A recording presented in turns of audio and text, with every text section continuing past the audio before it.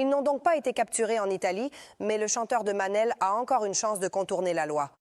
Il doit prouver sa résidence ou des activités économiques dans la péninsule afin de demander une peine plus clémente qu'il pourrait purger là-bas.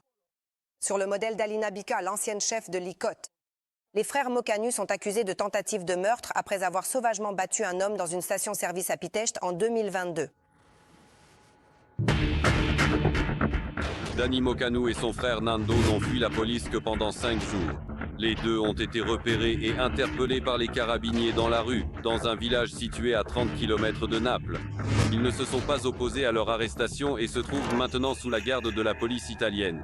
Ils ont disparu le jour même de leur condamnation. Dans les prochains jours, les deux frères seront présentés devant un magistrat de la péninsule qui décidera s'ils seront ou non extradés. Dans le cas où il accepterait d'être renvoyé en Roumanie, toute la procédure pourrait durer quelques semaines.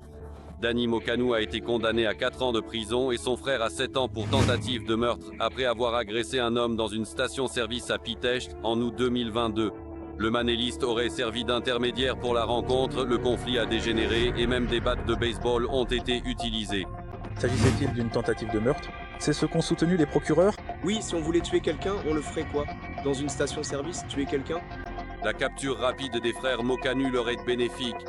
Aucune peine supplémentaire ne leur sera ajoutée conformément à la loi sur les fugitifs, car il leur restait encore 2 jours sur le délai de 7 jours pour se rendre. De plus, Dani Mokanu peut demander à purger sa peine en Italie, à l'instar d'Alina Bika, ancienne chef de la DICOT, qui a purgé 4 ans de prison sans avoir été derrière les barreaux.